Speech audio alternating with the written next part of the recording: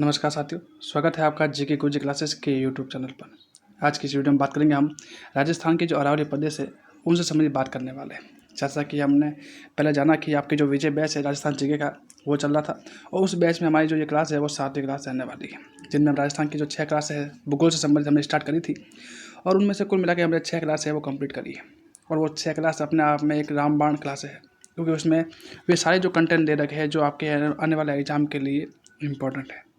और इसी तरह से हम टॉपिक वाइज टॉपिक करते हुए आपके राजस्थान का पूरा जीके है वो कवर करने वाले हैं। ये जो आपकी क्लास है वो राजस्थान के सभी एग्जाम के लिए इम्पोर्टेंट होगी, क्योंकि आप जानते हो कि राजस्थान के हर एग्जाम में राजस्थान का जीके पूछा जाता है। तो उन सभी के लिए आपकी जो क्लास है वो इम्पोर्टेंट होगी। तो अगर आपने जो पुरानी क्लास है वो नहीं देखी है तो उसे भी आप ज़रूर देखिएगा, क्योंकि हर एक क्लास है वो डिटेल के साथ होने वाली है और उसमें वे सारे जो पॉइंट हम इसमें चेक करेंगे जिसमें आपके एग्जाम में जो प्रश्न पूछे जाते हैं। तो चलिए बिना देरी किए शुरू करते हैं। सबसे पहले बात करें आपकी, आज हम पढ़ने वाले हैं राजस्थान की जो आपकी अरावली। क्या पढ़ने वाले हैं? आपकी अरावली है वो हम आज पढ़ने वाले हैं। क्या पढ़ने वाले हैं? अरावली। और जो अरावली से संबंधित जितनी भी विशेषता है वो सारी की सारी हम इस क्लास के माध्यम से हम कवर करने वाले हैं। तो जो सबसे पहले हम बात करेंगे अरावली की बात करूँ तो अरावली की जो कुल लंबाई है वो आपके 692 किलोमीटर देखने को मिलती है। कितनी? अरावली की कुल लंबाई है वो हमें देखने को मिलती है आपकी 692 किलोमीटर है वो हमें देखने को मिलती है। जिसमें से अगर राजस्थान की बात की जाए, राजस्थान में कुल मिला के जो इसकी लंबाई है वो 550 किलोमीटर है। कितनी है राजस्थान में लंबाई? कितनी है? तो इसकी 550 है। और इसमें क्योंकि कई बार पहले ये पूछा जाता था कि इसकी लंबाई राजस्थान में कितनी है, अब ये पूछता है कि जो राजस्थान की जो आपके अरावली की जो कुल लंबाई है उसका कितना प्रतिशत भाग है वो राजस्थान में हमें देखने को मिलता है। तो आपको याद रखना है कि लगभग आपके जो 80% भाग है वो अरावली का वो हमें राजस्थान में देखने को मिलता है। तो इम्पोर्टेंट लाइन ये आती है कि आपके कितना भाग है, तो आपकी 80% है। तो इम्पोर्टेंट लाइन है, तो इसलिए इसको अच्छे से याद रखिएगा। फिर अगला आता है कि अगर बात करूँ इसकी शुरुआत की, यानी इसकी शुरुआत है वो कहाँ से होती है। तो अरावली की पर्वतमाला है उसकी शुरुआत है वो आपके मिनिकॉय द्वीप से होती है। और मिनिकॉय द्वीप है वो कहाँ पे है, तो याद रखना कि ये है यहाँ पे लक्षद्वीप है, वहाँ हमें देखने को मिलता है। यानी इसकी शुरुआत है वो मिनिकॉय से होती है। ठीक है, इस कारण याद रखना कि इस इस अरावली को अरब सागर की बेटी भी कहते हैं। एक और पॉइंट आता है इसमें कि अरावली है क्या है, जो अरावली है उस अरावली को क्या कहते हैं कि अरब सागर की बेटी। क्या कहते हैं? अरब सागर की बेटी के नाम से भी इसे जानते हैं। तो ये भी लाइन इंपॉर्टेंट है, क्योंकि कई बार आपके एग्जाम में ये पूछा भी गया है, तो इसलिए इसको याद रखिएगा। ठीक है, तो नेक्स्ट मैंने बताया कि आपकी जो अरावली है उसकी जो स्टार्टिंग कहाँ से होती है, तो मूल रूप से स्टार्टिंग होती है इसकी मिनिकॉय द्वीप से। कहाँ से होती है? मिनिकॉय द्वीप है, वहाँ से इसकी स्टार्ट है वो आपके देखने को मिलता है। अगला है कि अरावली पर्वतमाला की जो स्थलीय भाग से शुरुआत है, यानी स्थलीय भाग की बात की जाए, यानी तो जो कि मतलब मिनिकॉय है वो तो पानी के अंदर है। अगर मैं स्थल भाग की बात करूँ तो स्थल भाग की बात करूँ तो ये आपकी जो इसकी शुरुआत है वो खेड़पा पालनपुर है, वहाँ से स्टार्ट होती है। पालनपुर कहाँ पे? आपके गुजरात में। कहाँ पर है? गुजरात पे। तो वहाँ से स्टार्ट होकर आपके जो रायसेना की जो पहाड़ी है, रायसेना की पहाड़ी है वहाँ तक कहते हैं कि इसका जो विस्तार हमें देखने को मिलता है। और इसी जो रायसेना पहाड़ी है उस रायसेना पहाड़ी पर आपके राष्ट्रपति भवन है वो भी बना हुआ है। तो इम्पोर्टेंट बात है, तो याद रखिएगा। ये तो हो गई राजस्थान की जो पूरी लंबाई, जैसे अब मैंने बताया कि राजस्थान की कुल लंबाई आपके 692 किलोमीटर है। इसकी बात करी थी हमने कि इसकी जो लंबाई है 692 किलोमीटर है वो स्टार्ट होती है आपकी जो पालनपुर गुजरात है, वहाँ से लगाकर आपके जो रायसेना पहाड़ी है दिल्ली में, वहाँ तक आपके ख़त्म होती है। लेकिन अगर राजस्थान की बात करूँ कि राजस्थान में कहाँ से शुरू होती है और कहाँ से इसकी जो ये जो ख़त्म होती है, अगर इसके बारे में बात की जाए तो याद रखना कि राजस्थान में इसकी शुरुआत है वो आपकी खेत बर्मा सिरोही है। और सिरोही में भी कौन सा स्थान है अगर पूछा जाए तो याद रखना सिरोही में आपकी कौन सा है, तो खेत बर्मा। कौन सा है? सिरोही में। अब राजस्थान में बात की जाए तो इसमें खेत ब्रह्मा स्थान है, वहाँ से स्टार्ट होती है। और खेतड़ी सिंगाड़ा जो झुंझुनू है वहाँ तक इसमें इसकी लंबाई है वो राजस्थान में देखने को मिलती है। जो कुल कितनी है आपके राजस्थान में, तो 550 किलोमीटर है, जो कि कुल मिला के कुल लंबाई की लगभग 80% आपके राजस्थान में ही आपके हैं। नेक्स्ट बात करेंगे हम आपके अरावली की जो विशेषता, यानी अरावली की कौन कौन सी विशेषता है जो इसका जो प्रभाव है वो राजस्थान में देखने को मिलता है, या फिर अरावली से कौन कौन सी जो बातें हैं राजस्थान से निकलती है, यानी अरावली के कारण राजस्थान में क्या प्रभाव पड़ता है उसके बारे में बात करें। तो सबसे पहले बात करें कि अरावली है और राजस्थान की, आप जानते हैं कि अरावली है। जब आप राजस्थान का मैप देखते हैं ऐसे, तो मैप देखने के बाद आप देखते हो तो अरावली कुल मिला के ऐसे गुजरती है। कैसे? ऐसे हमें देखने को मिलती है। मतलब अरावली है और राजस्थान को 2 बराबर भागों में बांटती है। यानी इसका मतलब क्या हुआ कि अरावली राजस्थान को 2 बराबर भागों में क्या करती है? विभाजित करती है। ठीक है, साथ ही विभाजित करती है। इसके अलावा राजस्थान में यहाँ पे इस वाला क्षेत्र है, इस वाला क्षेत्र में क्या होता है सबका, क्या है, मरुस्थल, क्या है, मरुस्थल है, यानी इस वाला क्षेत्र है उसमें क्या है, मरुस्थल है। तो इसका मतलब, और चूंकि बीच में क्या आ रही है, अरावली आ रही है, तो अरावली क्या कर रही है, चूंकि मरुस्थल को रोक रही है, क्या करेगी, मरुस्थल जब प्रसार होगा तो उड़ के जब रेत यहाँ आएगी तो अरावली की वजह से क्या होगी, यहीं पर आपकी रुक जाएगी। तो इसका मतलब क्या हुआ कि जो मरुस्थल के प्रसार को रोकने का भी कार्य करती है। ठीक है, तो ये सारी जो बातें हैं वो हम आगे करने वाले हैं। तो मैंने क्या बताया अभी कि अरावली है वो राजस्थान को 2 भागों में बांटती है, अरावली राजस्थान को 2 भागों में बांटने का कार्य करती है। दूसरा कि इसके ये जो अरावली है वो मरुस्थल को आगे बढ़ने से रोकने का भी कार्य करती है, जिसका मतलब इसके पास अरावली के जो अरावली है वो मरुस्थल के प्रसार को रोकती है। अगला है कि इसका जो उत्तरी भाग है वो उत्तरी भाग की तुलना में दक्षिणी भाग अधिक चौड़ा है। मतलब जब आप अरावली देखते हो इस तरह से, तो यहाँ पे जो इस बड़ा भाग है, ये बड़ा भाग थोड़ा क्या है, चौड़ा है, क्या है, जो चौड़ा देखने को मिलता है। जबकि जैसे धीरे धीरे जैसे जैसे ऊपर की ओर जाओगे, धीरे धीरे से जो भाग है वो पतला दिखता है ना। तो इसका मतलब इसका दक्षिणी भाग क्या है, चौड़ा है, जबकि उत्तरी भाग क्या है तो इसका पतला हमें देखने को मिलता है। ठीक है, यानी मतलब उत्तर की तुलना में हमें पतला देखने को, उत्तर की तुलना में हमें चौड़ा देखने को मिलता है। इतनी बात हुई। तीसरा कि जब आप मैप देखते हो, जब राजस्थान का मैप देखते हो तो आप जानते हो राजस्थान में 2 तरीके से बारिश होती है। एक होती है आपकी इस तरह से अरब सागर से होती है, और एक तरफ से होती है आपके बंगाल की खाड़ी से होती है। तो जब आपकी अरावली है वो इस अरब सागर और आपके जो अरब सागर है वो अरब सागर की जो बारिश हो रही है उस बारिश से कहते हैं कि आपके सीधे निकल जाएगी। मतलब कि इसके जो अरब सागर और बंगाल की खाड़ी है उन दोनों के मध्य जो जल विभाजन का कार्य है वो भी आपके क्या करती है, अरावली करती है। तो इंपॉर्टेंट बात है कि राजस्थान में जल विभाजन का कार्य कौन करती है, और ये मल्टीपल टाइम में एग्जाम में प्रश्न पूछा गया कि राजस्थान में जल विभाजन का कार्य कौन करता है। तो आपकी जो अरावली है वो राजस्थान में जो जल विभाजन का कार्य है वो करती है। ठीक है, नेक्स्ट है कि इसमें ये है कि आपकी जो पर्वतमाला है वो मानसून के समाप्त होने के कारण कहते हैं राज्य में पश्चिमी राजस्थान के जो पश्चिमी भाग में सबसे क्या कम वर्षा हमें देखने को मिलती है। क्या बताया मैंने अभी बताया था आपकी कि जब आप राजस्थान का मैप देखते हो, क्योंकि जब आप मैप देखोगे तो आपको सारी बातें हैं वो क्लियर होती जाएगी। ठीक है, कि जब आप मैप देखते हो तो अरावली कुछ इस तरह से, अरावली कुछ इस तरह से हमें देखने को मिलती है। ठीक है, अब देखो, अब जब आपके बंगाल की खाड़ी से इस तरह से बारिश होगी, क्या होगी, इस तरह से बारिश होगी, तो बारिश होगी तो बीच में क्या आ रहा है, आपकी जो अरावली पर्वत है वो आ रही है। अरावली पर्वत आने से क्या होगा कि जो बादल है वो यही रुक जाएंगे, और मोस्टली राजस्थान में जो बारिश है वो हम इसी वाले भाग में, किस वाले भाग में, मोस्टली जो आपके जो अरावली वाले भाग है वो जो पूर्वी वाले भाग है, यानी ये वाला भाग है, इस पूरी वाले भाग में ही हमें क्या देखने को मिलती है, बारिश। जबकि यहाँ पे हर साल क्या पड़ जाता है, जो सूखा पड़ जाता है, क्या पड़ जाता है, सूखा हमें देखने को मिलता है। तो ये भी बात आप थोड़ा ध्यान रखिएगा क्योंकि ये अरावली के बारे में है। ठीक है, नेक्स्ट। ठीक है, और अगला है कि याद रखिएगा कि अरावली पर्वतमाला का विस्तार हम दक्षिण से उत्तर पूर्व की ओर है।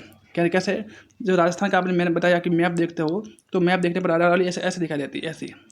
और तुम जानते हो कि ये वाले भाग उत्तर होती है, ये पूर्व होती है, ये दक्षिण है, और ये पश्चिम है। तो इसका विस्तार कहाँ से है, तो उत्तर पूर्व से दक्षिण पश्चिम की ओर इसका विस्तार है वो हमें देखने को मिलता है। कहाँ से, उत्तर पूर्व से दक्षिण पश्चिम की ओर हमें विस्तार है हमें देखने को मिलता है।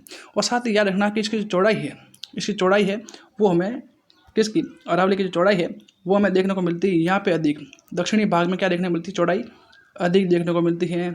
और साथ ही जो ये वाली उत्तरी भाग है वहाँ पे चौड़ाई क्या देखने को मिलती है, हमें कम देखने को मिलती है। तो आई होप कि इतनी बातें हैं वो आपको अच्छे से क्लियर हुई होगी। ठीक है, अगला है कि राजस्थान में जो अधिकतम जो नदियाँ है उसका उद्गम कहाँ से होता है। तो याद रखना कि राजस्थान की ज़्यादातर नदियाँ है उसका उद्गम हमें अरावली पर्वत से ही देखने को मिलता है, सभी का नहीं, केवल अधिकतम, जिसमें लूनी है, जो आज जो बनास है, जो बहुत सी नदियाँ है उसमें हमें उसका उद्गम हमें अरावली से देखने को मिलता है, और बाकी वाले सारी नदी है वो कहीं किसी अन्य राज्य से या फिर हमें देखने को मिलता है। ठीक है, अगला है कि इसमें अरावली है वो आपके कैसे अवशिष्ट पर्वतमाला है। कैसे याद रखना है, क्या याद रखना है कि आपकी जो अरावली पर्वतमाला है वो एक तरह की आपके जो अवशिष्ट पर्वतमाला हैं, इंपॉर्टेंट है, याद रखिएगा। और मोस्ट इंपॉर्टेंट बात है कि इसकी तुलना है, इसकी अरावली की जो तुलना है वो अरावली की तुलना आपके अमेरिका है, उस अमेरिका के जो अपलेशन पर्वत है उससे करी जाती है। यानी कहा जाता है कि जो राजस्थान की जो अरावली है वो अरावली अमेरिका के जो अपलेशन पर्वत है उसके समान हमें दिखाई देती है। जिसका मतलब इसकी तुलना किससे हुई, अमेरिका के अपलेशन पर्वत से। साथ ही याद रखना है कि अरावली है वो आपके कैसे वलित पर्वतमाला है। कैसी है, वलित पर्वतमाला है, जिसका आपके उद्गम है वो प्री कैम्बियन युग में हुआ था। कहाँ पे हुआ था, जिसका उद्गम हुआ था आपके जो कैम्बियन युग है, प्री कैम्बियन युग है, उस युग में इसका जो आपके उद्गम है वो हुआ था। और कैसी है, तो एक अवशिष्ट यानी अवशिष्ट और आपकी वलित पर्वतमाला हमें देखने को मिलती है। तो इम्पोर्टेंट बात है, क्योंकि आपकी सारी लाइन है वो एग्जाम में पूछी गई है, तो याद रखिएगा। साथ ही याद रखना कि इसकी जो अबुल फजल है, उसने कहता है कि अरावली पर्वत की तुलना है वो ऊँट के गर्दन के समान करी थी। यानी उसने बताया, इन्हें अबुल फजल है, इन्होंने बताया कि अरावली पर्वत है उसकी जो आकृति है वो कहता है कि आकृति बताई कि इसकी जो आकृति है वो ऊँट के गर्दन के समान इसकी आकृति हमें देखने को मिलती है। ठीक है, तो ये भी बात याद रखना कि क्योंकि ये प्रश्न लाइन पूछी गई है कि किसने अरावली को ऊँट की गर्दन के समान कहा है, तो आपको याद रखना है कि अबुल फजल है, उन्होंने ये बात कही है। साथ ही राजस्थान में जो अरावली है, उस अरावली में कहते हैं जो खनिज की प्रधानता देखने को मिलती है। इस कारण इसे राजस्थान की जो स्वर्ण रेखा या जीवन रेखा के नाम से जानते हैं। और मोस्ट इंपॉर्टेंट बात आती है कि अरावली की जो औसत ऊंचाई है वो हमें 930 मीटर देखने को मिलती है। कितनी? 930 मीटर है वो हमें अरावली की ऊंचाई हमें देखने को मिलती है। अरावली की बात की जाए, सर्वाधिक विस्तार है, मतलब सर्वाधिक विस्तार है हमें उदयपुर में। इन सब जो फैला हुआ भाग है वो सबसे अधिक फैला हुआ भाग हमें उदयपुर में देखने को मिलता है, और सबसे कम फैला हुआ भाग है वो हमें अजमेर में देखने को मिलता है। और ये प्रश्न आपके इंपॉर्टेंट है, याद रखेगा कि अरावली का सर्वाधिक विस्तार उदयपुर में और न्यूनतम विस्तार अजमेर में हमें देखने को मिलता है। अरावली का सबसे जो टॉप बिंदु है यानी सबसे उच्चतम पॉइंट है वो है आपके माउंट आबू। क्या है? माउंट आबू। सबसे उच्चतम भाग कौन सा है, तो याद रखना माउंट आबू है। जबकि इसी अरावली का सबसे निम्नतम भाग है वो देखने को मिलता है आपकी पुष्कर झील। को देखने को मिलता है? पुष्कर झील है वो हमें देखने को मिलता है। ठीक है, और साथ ही अरावली है उसको 3 भागों में बांटा गया है। कितने भागों में? 3 भागों में। एक है आपकी उत्तरी अरावली, दूसरी आपकी मध्य अरावली, दूसरी कौन सी है? मध्य अरावली, और तीसरी आती है आपकी दक्षिण अरावली। दक्षिण अरावली। तो हम तीनों को पर्टिकुलर एक एक पार्ट के रूप में हम पढ़ेंगे, जिसमें सबसे पहले हम उत्तरी अरावली के बारे में बात करेंगे, और उसके बारे में सारी जो बातें हैं वो हम इसमें जानने का प्रयास करेंगे। तो सबसे पहले पढ़ेंगे हम उत्तरी अरावली के बारे में। तो सबसे पहले याद रखना है कि उत्तरी अरावली है उसकी जो औसत ऊंचाई है वो हमें देखने को मिलती है आपके 450 मीटर। कितनी है? 450 मीटर है वो आपकी उत्तरी अरावली की औसत ऊंचाई देखने को मिलती है। और ओवरऑल अगर अरावली की पूछी जाए कि पूरी अरावली की अगर औसत ऊंचाई कितनी है, तो फिर आपको याद रखना है 930 मीटर। लेकिन अगर आपको कहा जाए कि उत्तरी अरावली की जो औसत ऊंचाई कितनी है, तो याद रखना आपके 450 मीटर है। बात करूँ उत्तरी अरावली के बारे में, इसके बारे में उत्तरी अरावली के बारे में बात करूँ तो उत्तरी अरावली में निम्न में से कौन सी जो चोटियाँ आती है, इस तरह का प्रश्न बहुत बार पूछा जाता है। तो आपको याद रखना है कि उत्तरी अरावली है तो उसमें बहुत सारी जो चोटियाँ देखने को मिलती हैं। जैसे एक तो है आपके रघुनाथगढ़। कौन सा है? रघुनाथगढ़ शिखर वाली है वो देखने को मिलती है, जिसकी ऊंचाई आपकी 1055 मीटर है। दूसरी आपकी ये सारी जो पहाड़ियाँ है वो हमें उत्तरी अरावली की हिस्सा है। किसकी है? उत्तरी अरावली के भाग है। दूसरी हमें देखने को मिलती है खो, जो कहाँ पर है? जयपुर में है, और इसकी ऊंचाई है आपके 920 मीटर है। तीसरी आपकी चोटी देखने को मिलती है आपकी बैराज, जो हमें अलवर में देखने को मिलती है, और ये इसकी जो ऊंचाई है वो आपके 792 मीटर है। अगला है आपके बखाड़ा, ये आपके जयपुर में देखने को मिलती है, और इसकी ऊंचाई आपके 786 मीटर है। अगली है आपकी बबाई, जो झुंझुनू में है, और इसकी जो ऊंचाई है वो 780 मीटर है। नेक्स्ट है आपकी बिलाली, ये आपके अलवर में देखने को मिलती है, और इसकी ऊंचाई आपके 774 मीटर देखने को मिलती है। अगली है आपकी मनोहर थाना, जो जयपुर में है, और इसकी ऊंचाई हमें 747 मीटर देखने को मिलती है। और एक है आपकी बहरोड, जिसकी ऊंचाई 704 मीटर है, जो हमें कोटपुतली बहरोड में देखने को मिलती है। अब हम आपके मध्य अरावली है उसकी प्रमुख चोटियाँ देखेंगे। जो आप जान रहे हैं कि मध्य अरावली है उसमें कौन कौन सी चोटियाँ हमें देखने को मिलती है, क्योंकि कई बार आपके डिवाइडेड वाला प्रश्न पूछ लेता है, यानी इस तरफ से 4 नाम दे जाए, इस तरफ नाम दे जाए, बताओ कि कौन सी चोटी है वो अरावली के किस भाग का हिस्सा है। इस तरह के प्रश्न हमें देखने को भी मिलते हैं। ठीक है, तो अरावली की जो औसत ऊंचाई है इसमें वो मिलती है आपकी 550 या 500 मीटर। लेकिन कई बार बहुत सारी बुक है उसमें हमें 2-3 चीज़ें देखने को मिलती हैं कि इसमें एक तो क्योंकि कई किताब में हमें देखने को मिला आपके 550, कई में 500, और कहीं पे हमें 750 मीटर भी देखने को मिलती है। कितनी? 750 मीटर। लेकिन मोस्टली ये वाली ज़्यादा हमें देखने को मिली। कौन सी? 750 मीटर। तो आप मोस्टली 750 याद रखेगा, लेकिन फिर भी ध्यान रखिएगा कि इसका आंसर आपके 550 या 500 भी हो सकता है। तो लेकिन अगर फर्स्ट चॉइस मिला है तो आपको 750 आपके क्लिक करना है, और उसके बाद अगर वो ये नहीं ऑप्शन में तो फिर आप दोनों में से किसी को भी आप चूज़ कर सकते हो। ठीक है, नेक्स्ट है कि मैंने बताया कि आपके हम उत्तरी अरावली की बात करी थी ना। मध्य अरावली की बात करूँ तो इसमें कौन कौन सी चोटी आती है, तो एक तो आती है आपकी घोराम जी की, जो हमें देखने को मिलती है टोडगढ़, और कहाँ पे है? ब्यावर में है, और इसकी जो ऊंचाई है वो हमें देखने को मिलती है 734 मीटर। दूसरी है आपके तारागढ़, जो अजमेर में है, और इसकी ऊंचाई देखने को मिलती है आपकी 873 मीटर। नेक्स्ट है आपकी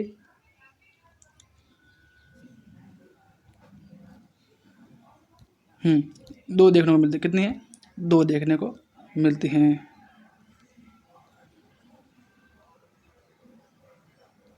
वन मिनट, ठीक है। तो ये दो हमें देखने को मिलती है, ठीक है। इसके अलावा और भी आपके हमें चीज़ देखने को मिलती है। अगला है गुरु शिखर। कौन सी है? गुरु शिखर, जो कि आपकी,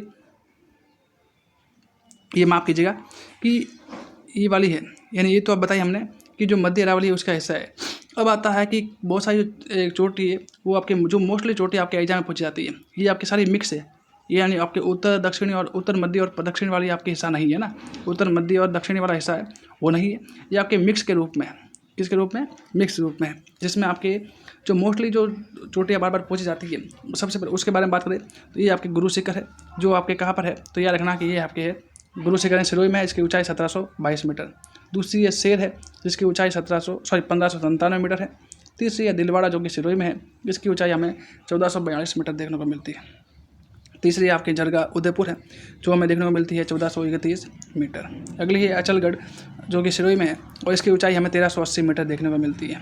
नेक्स्ट है कि आबूखंड है, जो सिरोही में है, और इसकी ऊंचाई हमें 1295 मीटर देखने को मिलती है। नेक्स्ट हमें कुंभलगढ़, जो राजसमंद में है, और इसकी ऊंचाई हमें 1224 मीटर देखने को मिलती है। नेक्स्ट है ऋषिकेश, ये हमें सिरोही में देखने को मिलती है, और इसकी ऊंचाई है 1017 मीटर। अगला है कि कमलनाथ, जो उदयपुर में है, और हमें इसकी ऊंचाई है 1000 मीटर है। और नेक्स्ट है कि सज्जनगढ़, जो उदयपुर में है, और इसकी ऊंचाई है वो 938 मीटर हमें देखने को मिलती है, ठीक है। अगर बात करूँ उत्तरी अरावली के बारे में, या फिर मोस्टली अरावली के बारे में बात करूँ, तो जो अरावली है उसका वाला ये भाग सबसे क्या है आपके उत्तरी अरावली। और उत्तरी अरावली की बात करूँ तो उत्तरी अरावली है वो आपके, इसका जो क्षेत्र है वो आपके सांबर से सिंघाड़ा तक है। कहाँ पे? सांबर से सिंघाड़ा तक है। और सिंघाड़ा कहाँ पर है? तो याद रखना कि ये कहाँ पर है? झुंझुनू में हमें देखने को मिलता है, ठीक है। तो क्या बात बताई हमने कि जो उत्तरी अरावली है उसका क्षेत्र कहाँ से है? तो सांबा से लगाकर सिंघाड़ा तक इसका क्षेत्र हमें देखने को मिलता है। मध्य अरावली की बात करूँ तो मध्य अरावली है वो हमें सांबा से लगाकर जो देवगढ़ राजसमंद वाला क्षेत्र है वहाँ तक आपके जो इसका विस्तार है वो मध्य अरावली का है। और वही देवगढ़ राजसमंद से लगाकर आपके जो सिरोही तक का क्षेत्र है वो हमें देखने को मिलता है दक्षिणी अरावली पर देखने को मिलता है, ठीक है। जब मोस्टली आपके जो सबसे अधिक जो ऊंचाई वाले जो आपके जो है वो हमें दक्षिणी अरावली में ही देखने को मिलती है, क्योंकि आप जानते हैं कि इसी क्षेत्र में हमें गुरु शिखर और सारे देखने को मिलते हैं, ठीक है। तो इस हिसाब से सबसे अधिक जो ऊंचाई वाली जो चोटियाँ है वो सारे कहाँ पर है? तो दक्षिणी में है, ठीक है। बात करूँ आपके इसमें, तो इसमें जो आपके उत्तरी अरावली है उसमें और कुछ भी पहाड़ियाँ आती है, छोटी छोटी पहाड़ियाँ आती है, वो भी आपको थोड़ा ध्यान रखना है। कौन सी? उत्तरी अरावली में। किसकी? उत्तरी अरावली के बारे में थोड़ी और पहाड़ी आती है, उसके बारे में ध्यान रखना। एक तो आपके शेखावाटी की पहाड़ी आती है, एक रिंगस पहाड़ी आती है, वो तो थी आपके पहले बताई हमने, चोटियाँ बताई थी। ये होता है पहाड़ी, मतलब आपके जो बहुत सारी जो पहाड़ी छोटी छोटी चोटियाँ उसका ग्रुप है, जिसमें एक शेखावाटी की पहाड़ी, एक रिंगस पहाड़ियाँ, तोरावटी की जो पहाड़ियाँ, मालखेत की पहाड़ियाँ और श्री माधोपुर की पहाड़ियाँ हमें देखने को मिलती हैं। साथ ही जो उत्तरी अरावली है उसमें हमें जो क्वाजाई चट्टानें और फाइलाइट चट्टानें से मिलकर आपके ये जो बनी है, ठीक है। साथ ही इसमें जो क्रॉन्सका और काकनवाड़ी का पठार है वो भी हमें उत्तरी अरावली का ही हिस्सा है, तो उत्तरी अरावली में हमें देखने को मिलेगी। मध्य अरावली की बात करूँ तो इसका जो विस्तार है वो आपके सांबर बेसिन से लगाकर आपके देवगढ़ तक, मैंने बताया देवगढ़ कहाँ पे? राजसमंद में, तो वहाँ तक इसका विस्तार हमें देखने को मिलता है। साथ ही इसमें मेवाड़ की जो पहाड़ी और मेवाड़ तथा मेवाड़ की जो पहाड़ी है, मेवाड़ की जो पहाड़ी है वो मेवाड़ और मारवाड़ को अलग करने का जो कार्य है वो करती है। साथ ही इसका विस्तार की बात करूँ तो इस विस्तार हमें अजमेर, ब्यावर और राजसमंद तक हमें देखने को मिलता है। अरावली का सबसे संकरा भाग इसमें, यानी सबसे जो इस तरह संकरा भाग है, इस तरह संकरा भाग होता है, वो भाग सबसे अधिक हमें मध्य अरावली में ही देखने को मिलता है। और इस संकरा भाग के कारण हमें सबसे अधिक जो दर्रे है, क्या है? दर्रे हैं, वो हमें यहीं पे आपके देखने को मिलते हैं, ठीक है। सबसे अधिक दर्रे कहाँ पे देखने को मिलते हैं? तो हमें मध्य अरावली में ही देखने को मिलते हैं, ठीक है। अगला आपके आता है दक्षिणी अरावली। दक्षिणी अरावली की बात करूँ तो इसको भी आपके कहते हैं दो भागों में विभाजित किया गया है। कितने? एक तो मेवाड़ का पठार और एक आपके आबू खंड। सबसे पहले बात करूँ आपके मेवाड़ पठार के बारे में, तो इसका प्रवाह क्षेत्र है वो आपके प्रवाह क्षेत्र समांतर और दक्षिणवर्त है। कैसा है? समांतर और दक्षिण, जो अरावली का है, अरावली से आपके समांतर और अरावली के दक्षिण में इसका जो प्रवाह क्षेत्र हमें देखने को मिलता है। और इसी मेवाड़ के पठार से भारत, यानी आपके इसी मेवाड़ पठार से आपके राजस्थान की जल विभाजन रेखा है दक्षिणी से शुरू होकर दक्षिण पश्चिम से उत्तर पूर्व की ओर चलती है। मतलब आपकी जो अरावली का विस्तार हमें यहीं से हमें देखने को मिलता है। साथ ही जो बुराट का पठार भी आपके कहते हैं जल विभाजन का कार्य है वो करता है। लसाड़िया का पठार है वो कहाँ पे है, तो सलूम्बर में है। और याद रखिएगा कि जो मेवाड़ के पठार की सबसे ऊंची चोटी कौन सी है, तो जरगा है। कौन सी है, जरगा है। और दूसरा आता है आपके आबू खंड जो सिरोही में है, और उसकी सबसे ऊंची चोटी कौन सी है, तो याद रखना कि गुरु शिखर हमें देखने को मिलती है। इस साथ ही बात करूँ कि राजस्थान के जो प्रमुख, अगर मैं पठार की बात करूँ, ये तो सारी बात करिए पहाड़ियों के बारे में। पठार के बारे में बात करूँ तो एक आपको मिलता है आपके बुराट का पठार, जिसका विस्तार हमें गोगुंदा से लगाकर, गोगुंदा उदयपुर है, वहाँ से लगाकर कुंभलगढ़ राजसमंद तक हमें देखने को मिलता है। इसके अलावा एक भूमड़ का पठार भी देखने को मिलता है। कहाँ पर, भूमड़ का पठार। एक मिलता है हमें बाकर देखने को मिलती है। बाकर जो हमें सिरोही, उदयपुर और डूंगरपुर में हमें देखने को मिलती है। याद रखना कि सिरोही का जो उबड़ खाबड़ क्षेत्र है उसे क्या कहते हैं, उसे स्थानीय भाषा में आपके बाकर के नाम से भी जानते हैं। एक मिलता है हमें देशहरो जो उदयपुर में, जो कहते हैं कि जरगा और रागा पहाड़ी है, उनके मध्य का जो हरा भरा भाग होता है उसे क्या कहते हैं, देशहरो कहते हैं। ठीक है। एक है इसमें एक पहाड़ी मिलती है हमें गिरवा की पहाड़ी, जो कहते हैं कि उदयपुर की जो तस्तरी नुमा पहाड़ी होती है, उदयपुर की जो तस्तरी नुमा पहाड़ी है उसे क्या कहते हैं, तो आपके गिरवा के नाम से जानते हैं। और एक मिलता है हमें छप्पन का पर्वत देखने को मिलता है जो उदयपुर में है। और मोस्ट इंपॉर्टेंट याद रखना है कि छप्पन की जो पहाड़ियाँ है वो हमें बालोतरा में हमें देखने को मिलती है। इसके अलावा और कुछ भी चीज़ें देखने को मिलती है, जिसमें आपके एक बीछा मेढ़ा की पहाड़ी है, भंवर माता की पहाड़ी है, बिजाल की पहाड़ी है। आपके बीछा मेढ़ा की पहाड़ी हमें उदयपुर में देखने को मिलती है। कहाँ पे, उदयपुर में देखने को मिलती है। जबकि बिजाल की पहाड़ी, सॉरी आपके भंवर माता की पहाड़ी है वो प्रतापगढ़ में है। और बिजाल की पहाड़ी, दिवेर की पहाड़ी और खमनोर की पहाड़ी है वो हमें राजसमंद में देखने को मिलती है। इसके अलावा बात करो सुंडा पर्वत है, जो हमें इसकी ऊंचाई आपके 869 मीटर है। इसके अलावा रोजा जो आपके जालोर में है ना, इसके अलावा रोजा भाकर, इसराना भाकर, जालोरा भाकर और जसवंतपुरा की पहाड़ी, ये सारी की सारी चीज़ें कहाँ पर है, तो याद रखना कि ये सारी की सारी चीज़ें हैं वो हमें देखने को मिलती है जालोर में देखने को मिलती है। इसके अलावा जो गोरिया की पहाड़ियाँ देखने को मिलती है वो पाली में है। बीजासन पर्वत जो भीलवाड़ा में है। नाग पहाड़ी और रत्नागिरी की जो पहाड़ी, ये दोनों पहाड़ियाँ हैं वो हमें अजमेर में देखने को मिलती है। ठीक है सारी, तो आई होप कि इतनी बातें है वो आपको अच्छे से समझ में आई होगी। ठीक है। ये जो सारी जो पहाड़ियाँ हमने किसी बात करी, हमने दक्षिण जो अरावली है, दक्षिणी अरावली है, उस अरावली की जो हमें बात हमने करी है। ठीक है। नेक्स्ट है कि अगला मैंने अगली है कि इसमें ऊपर माल की पहाड़ी जो कि बिजोलिया भीलवाड़ा में देखने को मिलती है ना। ऊपर माल की पहाड़ी जो बिजोलिया भीलवाड़ा से लगाकर आपके भैंसुरगढ़ चित्तौड़गढ़ है, वहाँ तक का हिस्सा है वो आपके ऊपर माल में आता है। अगला इसमें मैसा का पठार देखने को मिलता है और धोराजी का पठार देखने को मिलता है। और ये दोनों का दोनों पठार है वो कहाँ पर है, तो याद रखना चित्तौड़गढ़ में है। अगला है कि पिंड माट का पठार है जो हमें कहाँ देखने को मिलता है, राजसमंद में। अगला है कि नानी शेरडी की जो पहाड़ियाँ है वो हमें देखने को मिलती है अलवर में। मोस्टली ऐसा है कि इसका नाम दिया जाता है और उनका स्थान है आपके पूजा जाता है, तो इस सारे स्थान आपको याद रखने हैं। सारण की जो सारण पर्वत है वो आपके पाली में है। और टोटगढ़ की पहाड़ी है वो कहाँ पर है, तो याद रखना ब्यावर में देखने को मिलती है। इसके अलावा जो देवगिरी की जो पहाड़ी है वो कहाँ पर है, तो दौसा में है। जालाना की पहाड़ी और मोती डूंगरी पहाड़ी है वो हमें देखने को मिलती है जयपुर में। इसके अलावा गणेश डूंगरी और जो बैराट की जो पहाड़ी है वो हमें कोटपुतली बहरोड में देखने को मिलती है। इसके अलावा जो हंसनाथ की पहाड़ी और उदयनाथ की पहाड़ी है वो देखने को मिलती है हमें अलवर में देखने को मिलती है। और हंस पहाड़ी है वो आपके, हंस की जो पहाड़ी है वो हमें देखने को मिलती है सीकर में देखने को मिलती है। ठीक है। तो ये सारी बातें हमने पर्वत, चोटी और उनकी पहाड़ियों के बारे में पढ़ी है। अच्छा, एक मैंने बताया था कि आपके सबसे अधिक जो आपके जो दर्रे है वो हमें मध्य अरावली में देखने को मिलते हैं। क्या मैंने बताया था कि ये जो सबसे अधिक दर्रे है वो कहाँ देखने को मिलते हैं, हमें मध्य अरावली में देखने को मिलते हैं। दर्रे क्या होता है, दर्रा होता है कि जब दो पहाड़ियों के बीच का जो तंग रास्ता होता है, दो पहाड़ी है और दो पहाड़ियों के बीच का ऐसा तंग रास्ता होता है, उसे कहते हैं आपके, इस वाला जो तंग रास्ता होता है उसे क्या कहते हैं, आपके दर्रे के नाम से जानते हैं। क्या कहते हैं, दर्रे कहते हैं। ठीक है। तो उसी प्रकार से जो दर्रे है वो हमें कहाँ कहाँ देखने को मिलते हैं, क्योंकि मोस्टली आपके ये भी पूछा जाता है कि कौन सा दर्रा कहाँ पर स्थित है। तो याद रखना कि जो पगलिया या फिर जिलवा की नाल है, दर्रे को नाल भी कहते हैं, याद रखना। इसके अलावा देशूरी की नाल और सोमेश्वर की नाल, ये तीनों है वो कहाँ पर है, तो याद रखना पाली में देखने को मिलती है। फिर बात करोगे बर दर्रा, पखेरिया दर्रा, सूराघाट दर्रा और शिवपुरी घाट दर्रा, ये सारे भी क्या है, तो यह सभी है वो आपकी ब्यावर में देखने को मिलता है। अगला है कि गोरम घाट और खामली घाट है वो हमें देखने को मिलती है राजसमंद में। फिर अगला है कि फुलवारी की नाल कहाँ है, तो आपके उदयपुर में है। और राजस्थान की सबसे बड़ी नाल कौन सी है, तो भी याद रखना कि जो फुलवारी की नाल है राजस्थान की सबसे बड़ी नाल है। अगली है कि हल्दी घाटी की नाल पूछा जाए तो वो हमें राजस्थान में देखने को मिलता है। कहते हैं कि इसमें जो सबसे अधिक जो चंदन के वृक्ष है वो हमें देखने को मिलते हैं। ठीक है। और बात करूँ अरावली का विस्तार की बात करूँ तो अरावली है वो हमें उदयपुर, सिरोही, डूंगरपुर, सलूम्बर, प्रतापगढ़, चित्तौड़, राजसमंद, पाली, भीलवाड़ा, ब्यावर, अजमेर, जयपुर,